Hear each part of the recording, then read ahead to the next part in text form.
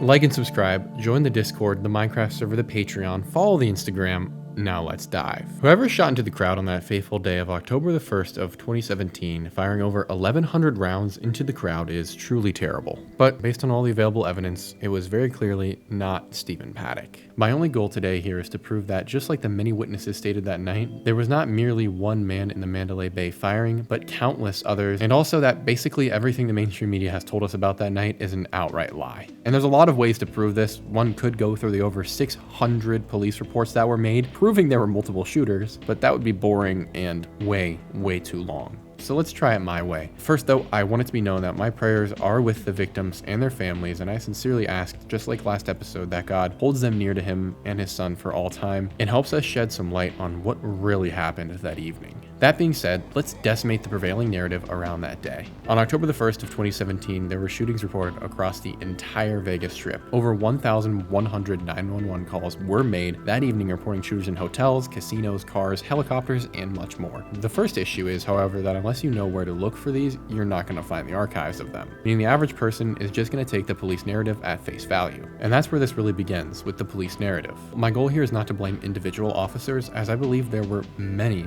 brave first responders that evening who deserve far more credit than they ever received. I do, however, also understand that there are a number of corrupt officers amongst that cohort who carried out orders that would typically get you fired. And really the only way to address such a problem is to go to the source. So let's start with Clark County, Las Vegas Sheriff Joe Lombardo, who is the definition of a fraud, and will be referenced back to many times this evening. On that evening of October the 1st and throughout the coming days, he would lie consistently about what happened and change the timeline of events, not one, not two, but at least 3 separate times. And the first major red flag is that prior to the shooting ceasing across Vegas, he had already reported that Stephen Paddock had taken his own life somewhere between 10:14 and 10:16 p.m. So let's take that fact, run with it, and see where it leads us. Let's give the benefit of the doubt and consent that Stephen is dead by 10:15 p.m., which I don't believe, but like I said, the benefit of the doubt. Then how do you explain the over 600 phone calls that came into police reporting shooters at the Bellagio, Mirage, Tropicana, Planet Hollywood, Hooters, and much more? Just take a listen here for yourselves. Monday, October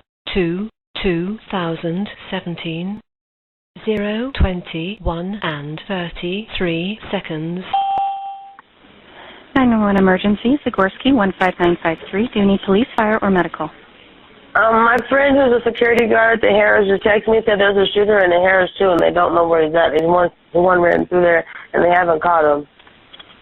So I don't know if that's something you guys know, but he just texted me. He's a security guard at Harris, and his exact words were, shooter at Harris. He said, we got a shooter in our hotel. I said, are you okay? He said, yeah. I said, did you catch him?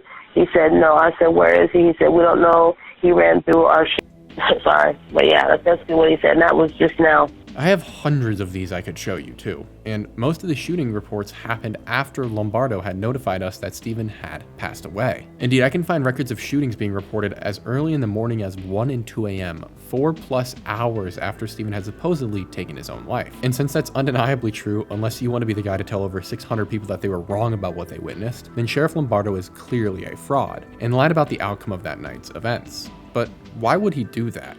What does he stand to gain? Well, much it seems, because his career has been on quite the up and up since then. But before we discuss where Lombardo is today in his career, we might as well discuss what he became known for as the sheriff of the Las Vegas Metro Police Department. And boy, I must say I hope he sees this. It is on good evidence that Lombardo is allegedly involved in a multi-decade-long real estate scam where he uses embezzled public funds to purchase millions of dollars worth of real estate, including several mansions, which he then gives to members of his family to hold where they cannot be taken. It's also worth noting he was sheriff during several suspicious deaths in prison. Violent crime also spiked 67% in a single year under his new police program meant to stop it, and he's been fined by Nevada legal teams for a host of things, including election fraud. And he was so worried about the tapes, recordings, police reports, and autopsy files from the Vegas shooting that we'll be looking at later, that he battled for them to be hidden from the public, taking it all the way up to the Supreme Court of Nevada. We actually won, though, and had a decent amount of information released to us, enough to prove that beyond a doubt there were multiple shooters. But it would be more if Lombardo had not ordered all of his men to sign NDAs and to speak to no one about what happened that night. And even worse is that he put out a gag order to shut off body cams to everyone but one guy who went into Paddock's room. However, despite all these obvious offenses, it seems to have worked out for Sheriff Lombardo, because now can't make this up, you should call him Governor Lombardo because he's the governor of Nevada, which is a disgusting thing to think about, especially considering that he's practically the entire reason that people still believe today that Stephen Paddock was a lone wolf shooter. For the aforementioned reasons and others, the available footage from that night is very slim. We only have a handful of phone videos from the first few minutes of the shooting, as well as some police body cams we'll look at later. But in this phone footage, we can see clearly that despite hundreds of rounds raining down into the crowd, none of them seem to be leaving from Paddock's room. And shortly after the shots began, police began arriving, and those on site enter the crowd to help victims and take down the shooter. But it is worth noting that based on these recordings, it sounds like these bullets are coming from different places at different speeds.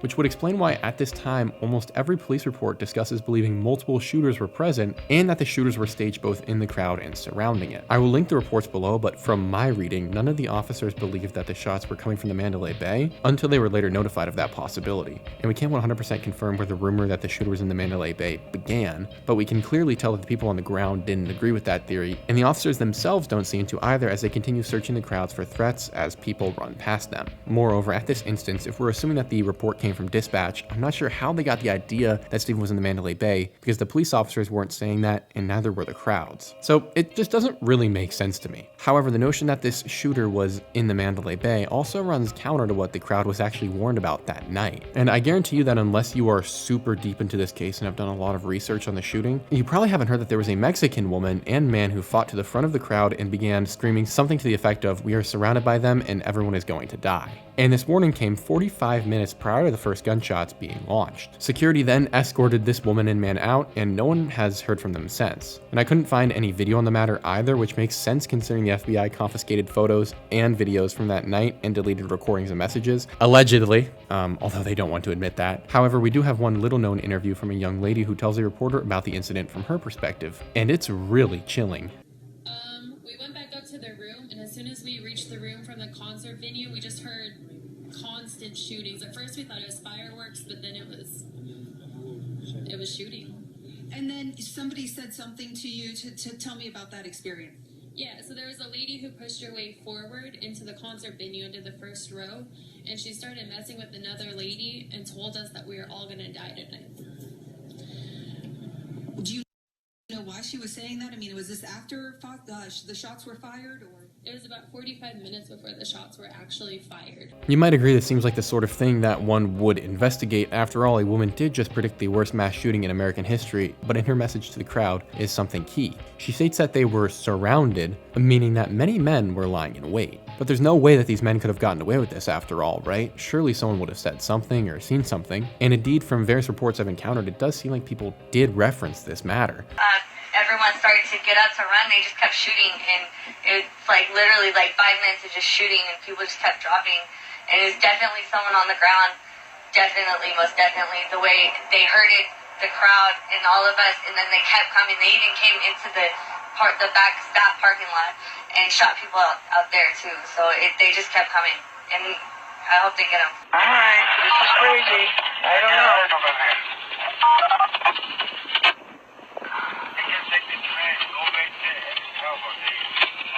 It seems like it's coming from up there. Oh,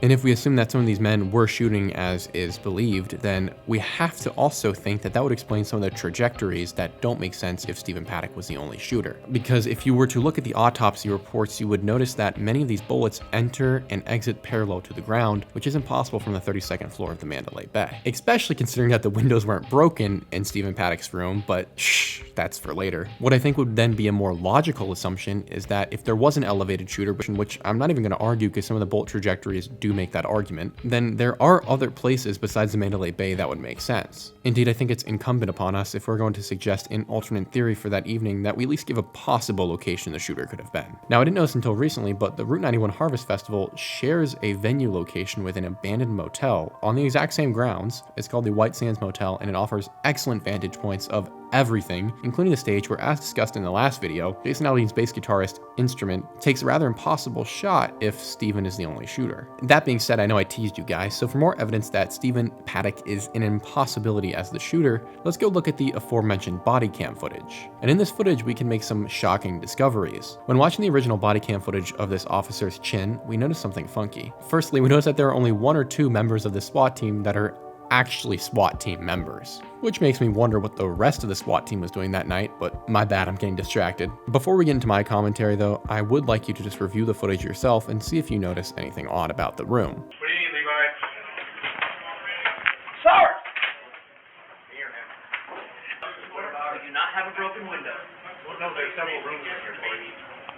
Okay. You remember, one window, right to the right for you. Right where that curtain is, right back to the door. Okay, Stand by. We've got curtains open on a window that's not broken. It's us. Corey, it's us. Tell us us. We have to go ahead. I'm up here. I'm sorry, what was that? One more time for us at home for posterity's sake? We do not have a broken window. Okay, stand by. We've got curtains open on a window that's not broken. It's us. Oh, okay, so that's cool. We know Steven, or whomever is lying on the floor here, definitely wasn't the shooter then, based on the authorities' own words, because the windows weren't even broken, according to the people who would have had the most intimate knowledge of what that room looked like when they entered. And I do find it odd that right after this revelation, what I imagine is a higher-ranking officer begins yelling at this Corey fellow who was just speaking about the unbroken windows, and is clearly telling him to be quiet, saying either it's done, or it's not, or it's over, something like that. You can't quite make it out, but it's certainly the "shut up, dude, stop talking right now, we are on camera" tone. It's us. Corey, it's us. Tell us us. And poor Corey, who's just trying to do the right thing and make the report of no broken windows to dispatch, gets yelled at twice. Both times he tries to do it. He then goes on to spend the rest of the little footage we have sounding a bit frightened and then leaving the room for the hallway a few moments later. I do suppose this is why Joe Lombardo told his men to turn off those body cameras before they entered. My camera's on too. Yeah, turn them off. Turn them off. Yeah, my camera's on too. Boy, would I like to know where Officer Corey is today. He seems like the only man in there, and most certainly the only man in there willing to tell the truth. Also, the fact that Officer Corey clearly reports that the windows are not broken will help give us an understanding as to why an old man several floors beneath Paddock's room later reported hearing an explosion and glass falling to the ground. Here's that call for you now. Sunday, October 1, 2017. 23:32 and 13 seconds. 911 emergency, Brown 15968. Do you need police, fire, or medical? Hello? Oh, just got a question here. So I just checked into Mandalay Bay, and I'm on the 21st floor, and I'm not sure if I should be trying to leave the hotel or stay in my hotel. No, please do not. Do not go anywhere, okay? Please stay there and do not go anywhere. It is not safe for you. Okay, and I just heard what sounded like a explosion above me, and then glass coming down around me, or right outside the window. So I don't know have you guys heard anything about explosions? Yes, it's the whole strip right now, okay? So I need you to just stay put, okay? And I want to note that this call came in at 23:32 and 13 seconds, or round about 10 minutes after the SWAT team entered Paddock's room, and several minutes after the body cam footage goes dark. And these explosions would explain why on the body cam footage, we know that the windows weren't broken, but later on, we know by the next day, these windows were certainly broken because the media published the photos everywhere. And I guess this is really a wonderful example of why I'm happy to pay for body cams. It's unfortunate that the rest weren't turned on because of the corrupt police sheriff, but I digress on that point. And I imagine it's also why Sheriff Lombardo also had the not-so-SWAT team wait so long to enter Paddock's room. In fact, most aren't aware that the not-so-SWAT team took a whopping 72 minutes to enter into Stephen Paddock's room, which makes me wonder how Lombardo knows then and can be so confident that Paddock had died at 10:15 p.m., roughly, when we know his men didn't get there until roughly 11:30 p.m. For all we know, Stephen could have watched nearly half of the best Star Wars film film Revenge of the Sith for those at home, while sitting there in his complete luxury suite waiting for police. Or, used any of the other 5,000 rounds of ammunition he had ready to go, sitting on his floor to pick off the officers that would have been completely in his view trying to breach the building. And something else a little funny I noticed about this footage is that when it's used by the mainstream media, they completely leave out the parts where the not-so-SWAT team talks about the window not being broken, but further convincing me that we are certainly onto something. But the window isn't the only thing that is revealed to us in the body cam footage and police reports of entering the alleged shooting floor. As you may have noticed, the not-so-SWAT team waits for the breaching charge to go off before entering Steven's room. This was because, according to all accounts, Steven had bolted the door shut, making a keycard unusable. But, once again, the LMVPD disproves themselves, this time in their crime scene photos. In said photos, you have one image which shows Paddock's door with the bolt still activated, which would be expected if the cops had to force their way in, as stated. However, the same door in a different photo shows the bolt deactivated, so either the cops staged the scene, disrupted the crime scene, lied, or Stephen Paddock wasn't holed up in there as we had been told. Also worth noting is that on this same footage of SWAT entering, we can hear the fire alarm begin going off when the SWAT team blows in.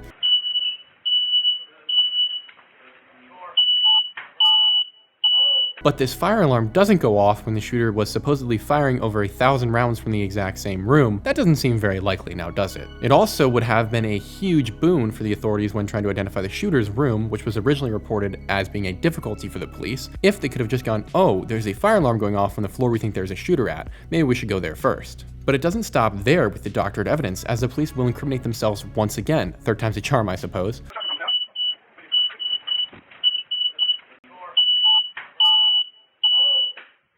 This is Stephen Paddock's second room. Stephen Paddock had been comped this giant suite by MGM because he was their star money launderer. Review episode 1 for that information. This other room, which is seldom mentioned by the media though, was also Stephen's. It, however, wasn't actually under his name, to our knowledge. It was listed under the name of Mary Lou Danley, which is Stephen's girlfriend, baby mama. And this room was comped using her points with the Mandalay Bay. With that out of the way, going back to the footage, when the police breach in, then we realize that the not-so-SWAT team didn't think that they should solidify their story before telling us, as they stated that they had to blow through this door as well to get in. The cited reason being that it was locked from the other side. Well, gee whiz, on my scout's honor, I would have wagered that this was the same room Stephen Paddock was allegedly running into to fire onto the crowd from, as well as his main room. But how he could do that, if the other room was locked from the opposite side to the point SWAT had to use an explosive charge on it, is a little confuzzling. But I mean, we are dealing with professionals here. However, in case you needed a confidence boost in our not-so-SWAT team, the response is further fishy because this room 134 wasn't known to be connected to Stephen yet because it was listed under his baby mama's name, as she's the one who was getting it comped for him with her points, which makes me find it doubtful that the police knew immediately that this was Stephen's room because it wouldn't have shown up on Stephen's reservation as his name.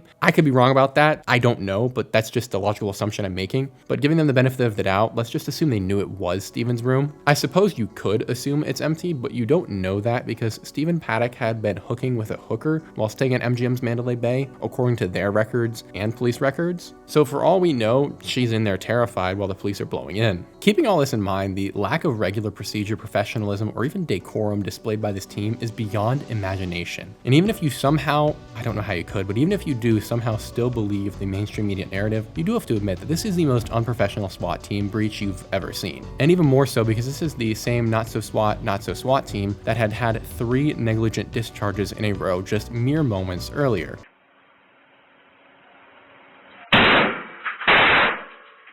I know, a real tip-top cracked team we've got here. But hey, despite their flaws, at least they know how to relax after a tough day's work of being 72 minutes late to a shooting by robbing Stephen's mini fridge like a Reddit mod salivating over Pringles. That's not hyperbole either. Want some Pringles?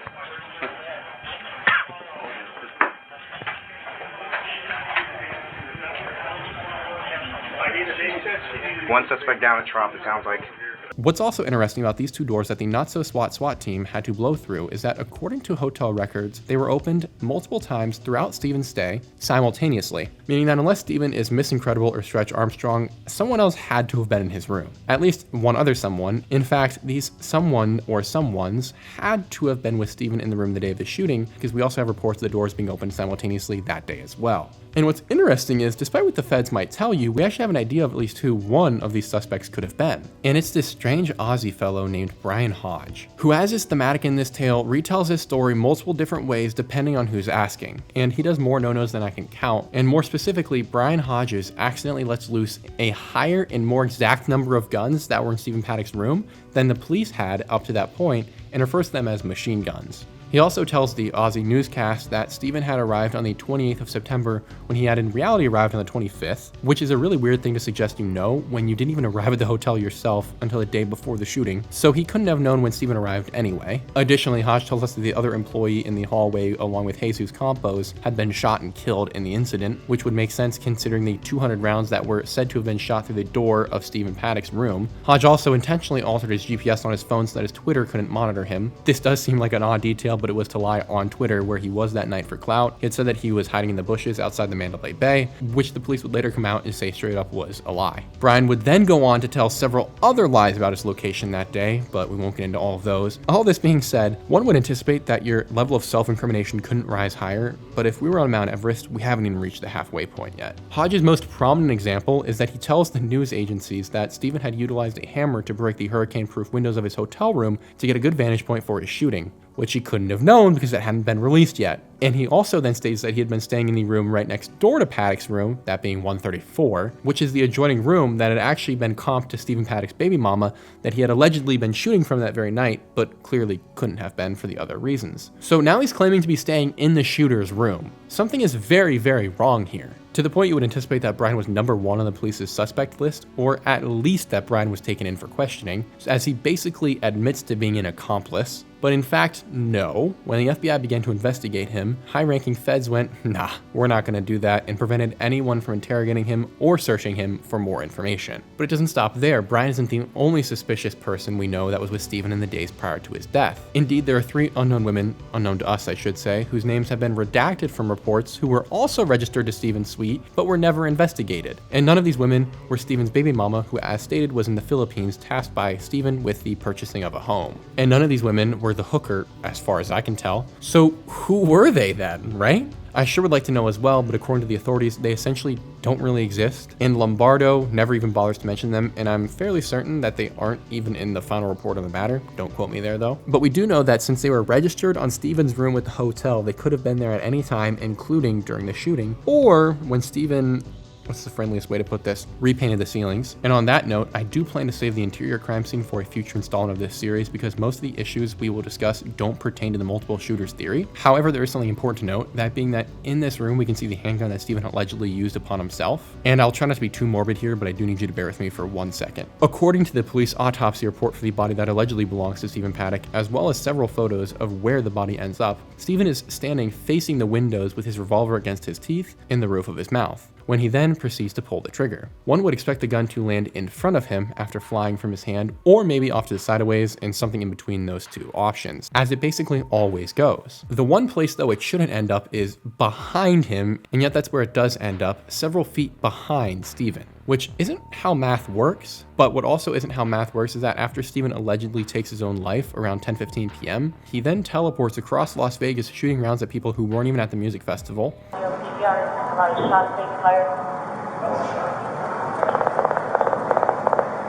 That's a shot. That's a shot.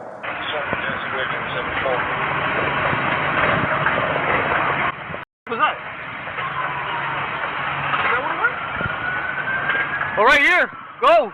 And then leaves various calibers of bullet casings miles away from each other, including one instance where a bullet casing is found by the police in the Paris Hotel bathroom at 3:49 a.m. Got pictures? Alright, cool. Thanks, guys. Hey, Rich. Thank you. Yep. Want a glove? Yeah. They already talked to Yeah, it's the gold dot spear, yeah. I'm fairly confident that's ours. I don't think he was using 223. That's the purpose. Make sure you check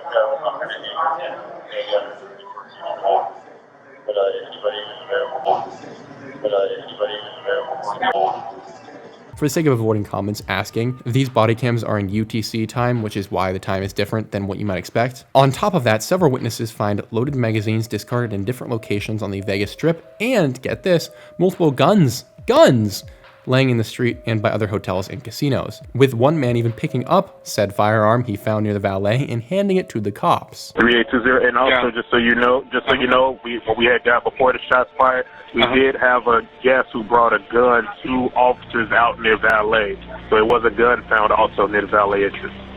Near the valet entrance, excellent. This obviously is ridiculous. Stephen didn't teleport anywhere, though at this point that is what you'd have to believe in order to account for the over 600 separate calls that are going to come in about shootings, as we mentioned, in addition to hundreds of other calls about dead bodies and strange discoveries, all of which happened after Stephen's alleged demise. We listened to some of these civilians earlier, but here is a really critical one for us to hear and to sear into our minds. We were staying in the bar area, in the base of the bottom of Delano, the casino level of the Delano, and I saw two gunmen with look like AR-15 type rifles come around the corner of the hallway, and they positioned themselves in a tactical manner with their rifles pointing down the hallway.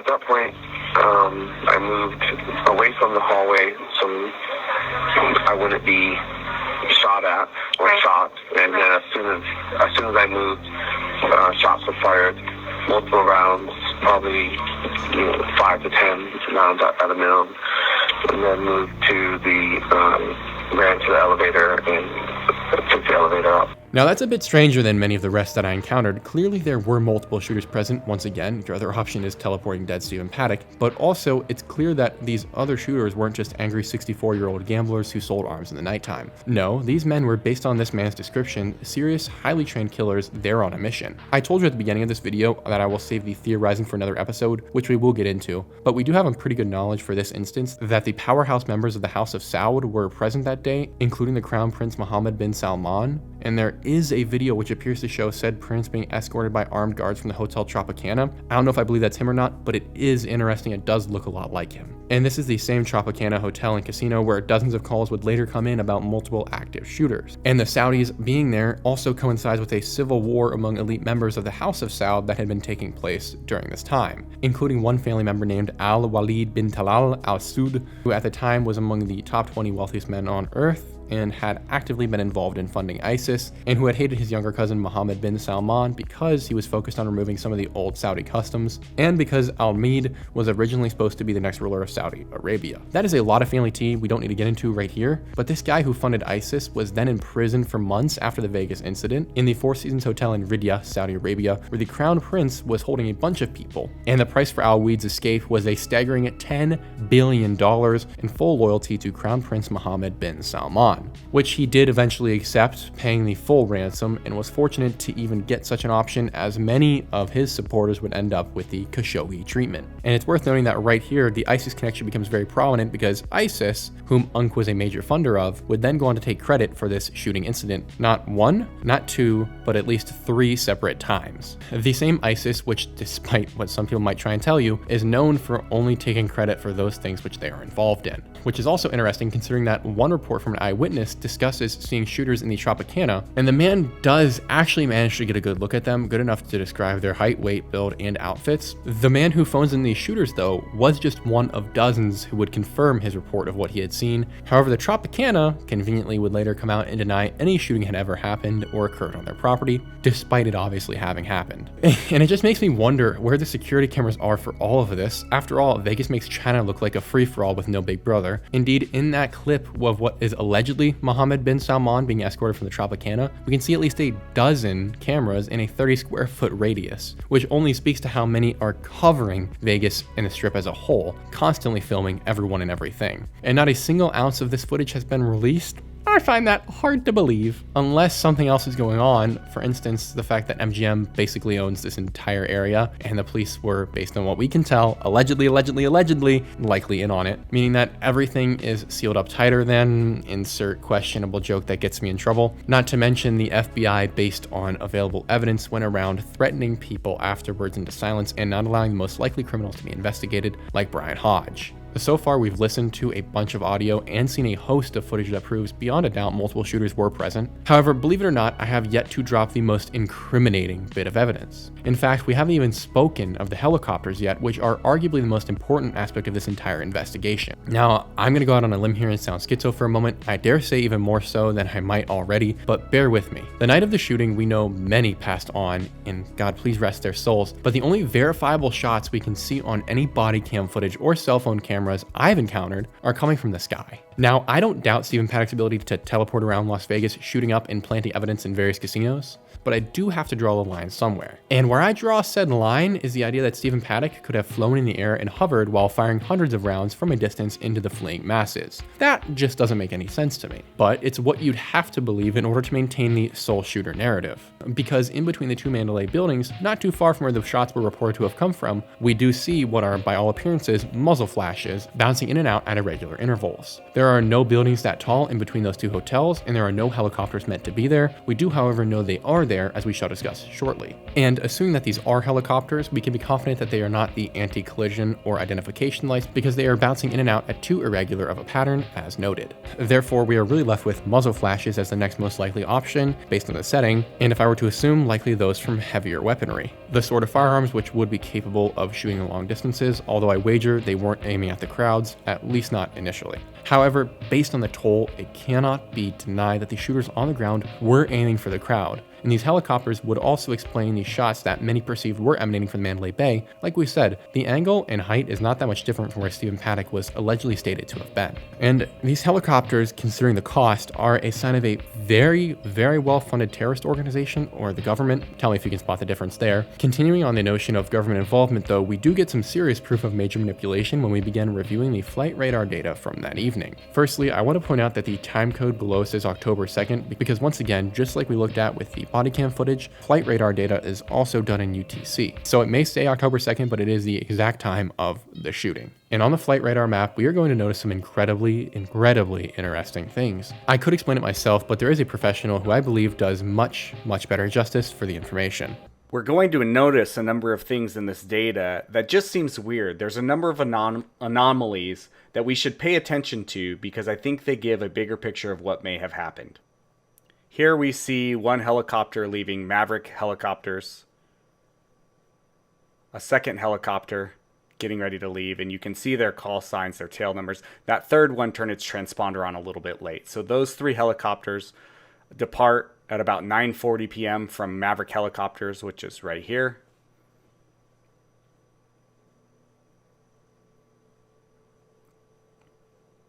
And you'll notice that they're going to come back around from the north. And they're going to stop directly behind the Mandalay Bay. So this first one hovers right there, right over Mandalay Bay, right over the event center, kind of oval-shaped roof. Here comes the third and the fourth. Notice that first helicopter, what happened is it turned off its transponder. These other two are about to do the same, and they turn off their transponders as well.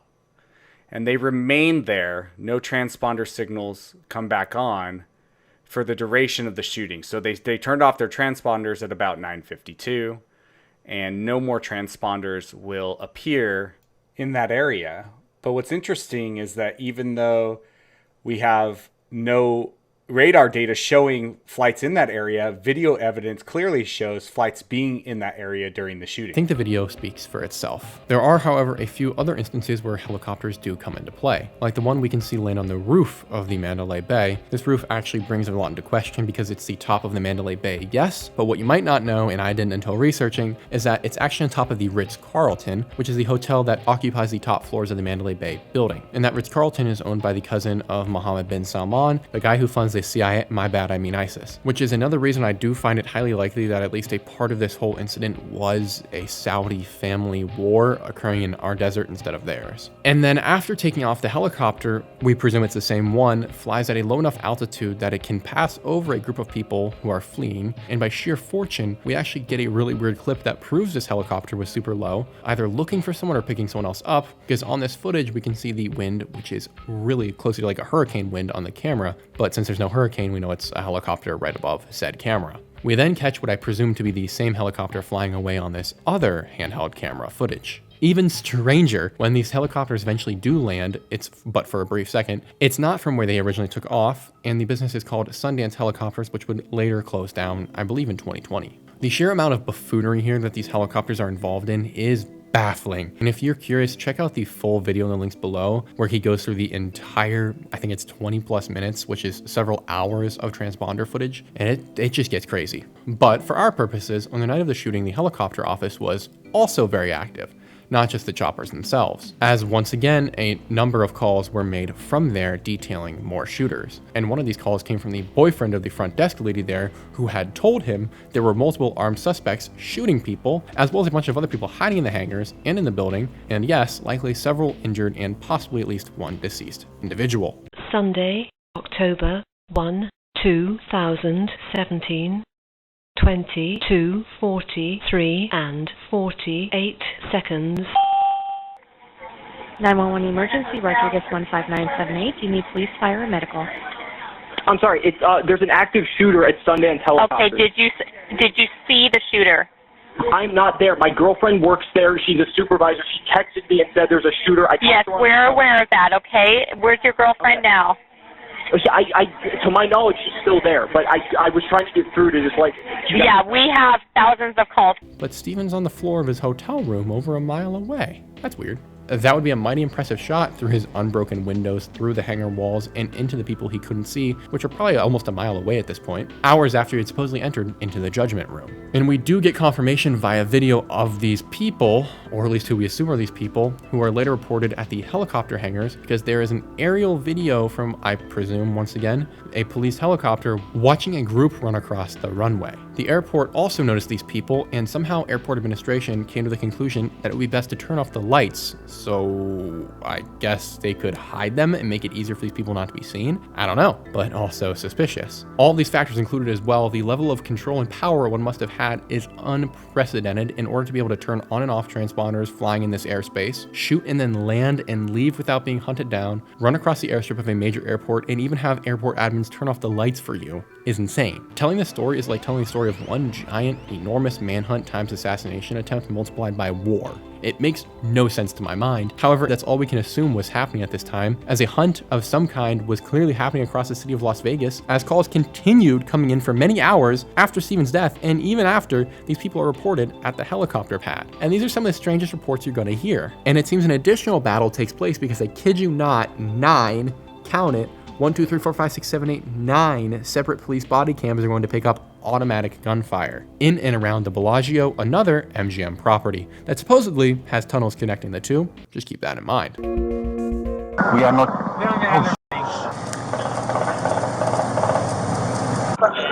Bellagio, PDR, about a shot being fired.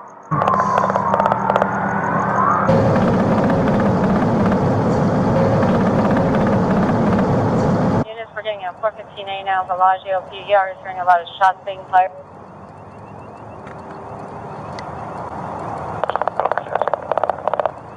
Yeah, that would be. When they breached, they said one SWAT shot him. We're getting A now, Bellagio, PDR is hearing a lot of shots being fired. That's a shot. That's a shot.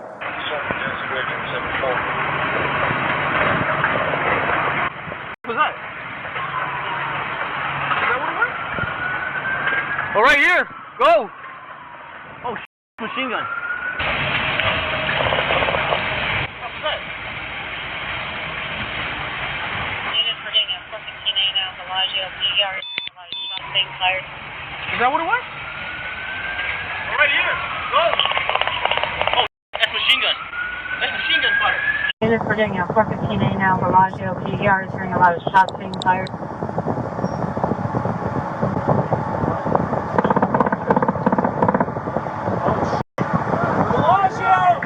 And this property also had one of the largest proportions of calls coming in after Steven's alleged demise, denoting that there were more incidences with shooters and bodies dropping and other weird stuff in general. So how then did Stephen Paddock manage to revive himself again and get all the way over to the Bellagio to conduct another shooting? And the obvious answer is he didn't. And once and for all, if anything proves that other men were involved in this shooting, it is the fact that Stephen Paddock was hours dead while automatic gunfire is ringing through the Bellagio and across the Vegas Strip. And that dozens of other shooters were reported across hundreds and hundreds of calls, police documents, and literal video. This story is so massive, it's hard to get a real scope on it, but it's also hard to tell it sequentially because with how much cover-up there is, we don't really know the total sequence of events if we're honest with ourselves. So beyond the obvious, I'm not going to claim to know some master plan of what happened and the timeline of events because if anyone's truly honest with themselves, no one does. But it's also hard because there are so many things that happened that night that are just beyond imagination. But in addition to that, there are just so many extra events that to tell the story would take hours. And so there are these fascinating facts that I wanted to include for you guys that you're not going to be told anywhere else, but I hadn't really a good place for them in the video without completely murking up the story as we know it. So let's just go rapid fire with these very interesting facts. A woman calls the police saying that 20 people are being held hostage in the Brooksy, which is a restaurant, and that someone she knows inside had texted her this information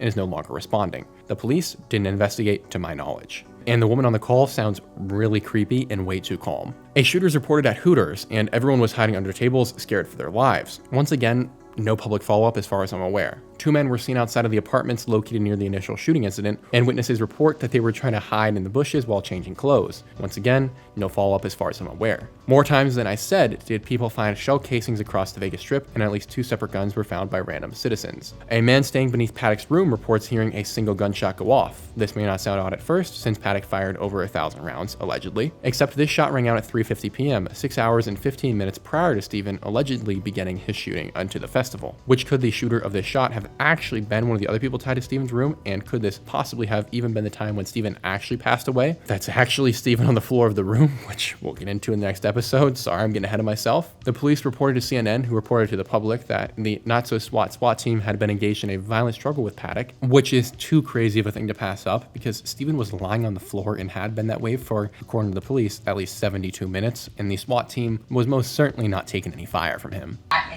Right, it's been back and forth on this one. You know, it was initially reported that perhaps he had taken his own life at the very moment the SWAT team was making entry into his room on the 32nd floor.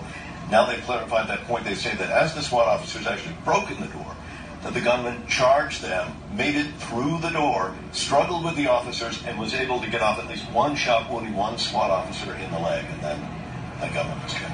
So there was interaction. All right, Martin Savage, thank you very much. And you know, when you think about what happened here, it happened over 10 to 15 minutes, which can seem like an eternity or sound like not much time at all for such horrific carnage.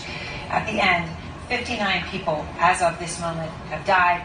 527 more are wounded. On a video site that collects footage of acts of violence that I won't name here, you can see a man stand up and stare into the distance asking to be shot. Weird, but evidently he survives at least the next few minutes from what I can tell. We touched on this in the autopsy discussion, but on the same site, I had the displeasure of watching firsthand footage of the victims, and the number of headshots is unprecedented, and the angles are further impossible coming in from a flat from the side, which I also had the unfortunate pleasure of seeing the aftermath of. There was a car reported as having a bomb that same night. The threat was so credible that the bomb squad came to disarm it in the valet, but the reports later tell us it was just a weird electric car. Not really sure what that means, considering it was reported as having been a series of plastic tubes with various colored wires coming out of them. That night, the police Twitter account was giving delayed updates, but even then, still hinted at multiple shooters, saying things like one shooter is confirmed to be down, which implies more than one was active. There's a video where we can see multiple people suspiciously running across a roof in black clothing. No idea who those are. And the chick in charge of mediating the settlement between MGM and the victims actually turns out to be very good at her job. Her name is Jennifer Tagliotti, and she's just good at her job, not for the victims, but for MGM, who ended up only having to pay out $800 million to victims. Probably the only time you'll ever hear me say the word only and $800 million right next to each other. And because this may sound like a lot of money, but most lawyers argue that it should have been something like 7 or 8 billion paid out to victims, so almost 10 times as much money. And on top of this, for MGM, insurance ended up paying out most of the money that they were supposed to pay, meaning I think they were on the hook for something like $50 million. But the real kicker is that the broad in charge of managing the settlement, her dad was the man in charge of security and surveillance for MGM during the time of the shooting. And if that's not a conflict of interests, I don't know what is. But once again, this is just the start. We haven't even gotten to the weirdest of everything that happened the night of that shooting, because in the next episode, we're going to look at the actual crime scene, and that being Stephen Paddock's room. So that being said, I'm gonna take a quick second and just say thank you so so much, you guys, for everything that you're doing for the channel. 53,000 subscribers in a month is insane. 1.7 million views, and you guys seem to be loving the Epstein and Vegas series. So just thank you. From the bottom of my heart, thank you. I also want to say a specific thank you to everyone on the Patreon. Lowest tier to the highest, it goes a huge, huge way. With that in mind, Paul, you know who you are. Paul carries on the channel. He's a huge Patreon donor and it means a lot. So thank you specifically to you. This is my third time recording this outro, but I want to shout out everyone on the Minecraft server, the Discord, which is blowing up, and the Instagram. It means a lot. Thank you guys for all the extra support in all the other places. And finally, I want to take a second and say, I love life. I have no intentions of taking my own life. If I just disappear into the forest, I didn't just disappear. If my brakes stop working, they didn't just stop working.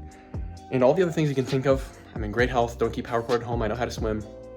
If something happens, it wasn't me, and someone else is involved. So investigate. But yeah, it means a lot. Thank you for everything, guys. And I really, really sincerely hope you enjoyed this video. It gives me a lot of joy to know that we might be able to bring some peace and answers to the people who were affected by the shooting. All being said, thank you guys for everything you're doing. And I cannot wait to see each and every one of you in the next one.